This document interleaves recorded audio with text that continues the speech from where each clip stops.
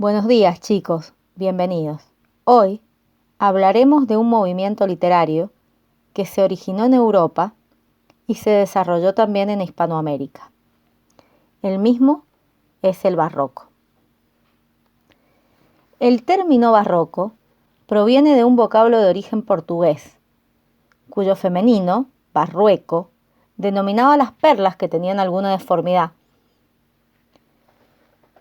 Este término fue en un origen una palabra despectiva que designaba un tipo de arte caprichoso, grandilocuente, excesivamente recargado.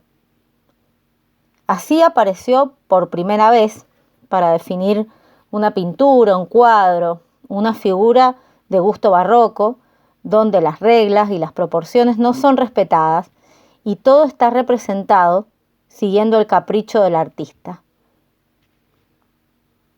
Actualmente, barroco es un término que permite nombrar un movimiento cultural y un estilo artístico que se desarrolló entre el siglo XVII y mediados del siglo XVIII en Europa y posteriormente en América.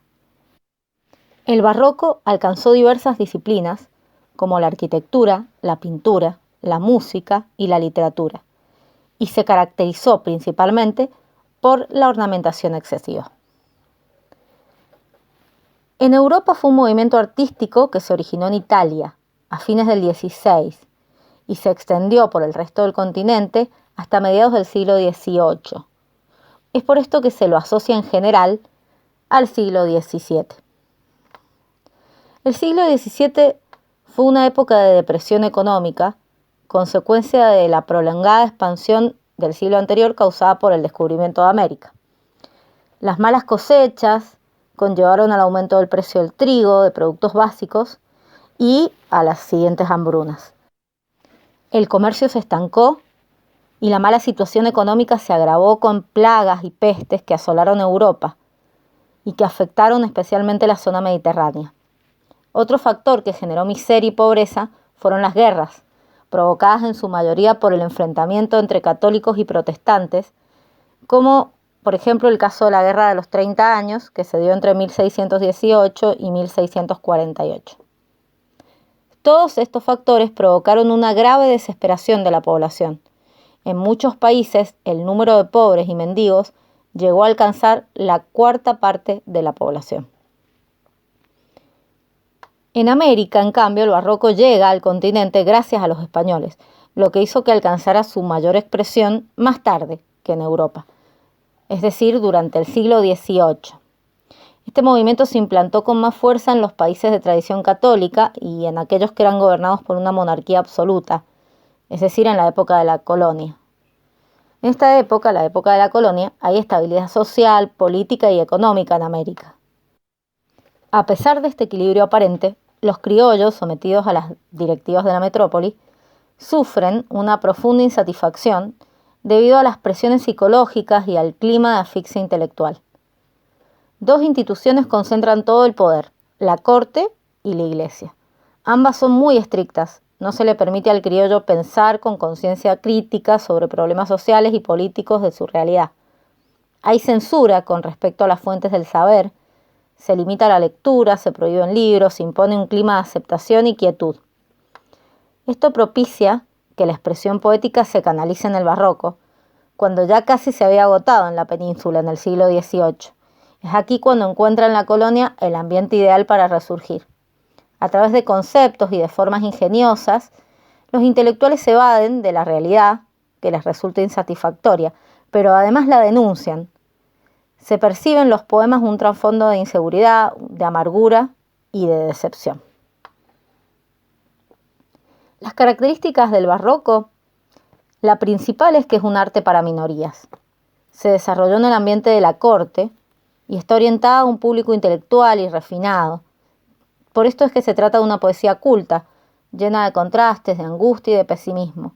Y además es por esto que se evidencia un gusto por lo exótico, lo raro, lo nuevo.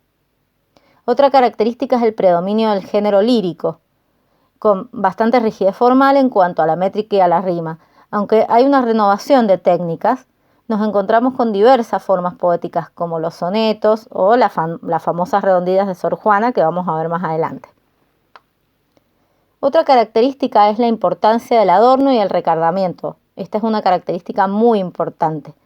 Las formas rebuscadas, la abundancia de ornamentación en el lenguaje se relaciona mucho con el arte para minoría. Además, se relaciona con otra característica que es la abundancia de figuras retóricas. La creación de contrastes entre lo serio y lo vano, lo bello y lo feo, lo ideal y lo real, y la tendencia a embellecer la realidad vulgar con un vocabulario enriquecido y un lenguaje culto.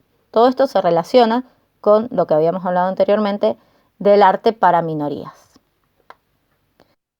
Por otro lado, nos encontramos con la exaltación del paisaje americano. Exaltaban la belleza natural y la descripción del paisaje florido y variado propio de América. Esto se relaciona con una búsqueda de la identidad que nace con la literatura hispanoamericana y que es una constante a lo largo del tiempo en los distintos movimientos. También se relaciona con la presencia de elementos de la cultura precolombina. Esto por dos razones. Por un lado son elementos exóticos propios del barroco y por otro lado son parte de la identidad. ¿Qué autores podemos mencionar como los más representativos del barroco hispanoamericano? Sin duda, la mayor exponente del barroco es la poetisa mexicana Sor Juana Inés de la Cruz y Abate. Hay otros escritores como el dramaturgo Juan Ruiz de Alarcón, también mexicano, o el poeta y jesuita colombiano Hernando Domínguez Camargo, y el escritor y científico mexicano Carlos Sigüenza Góngora. Es todo por hoy, chicos. Les agradezco mucho la atención y nos encontramos en la próxima clase.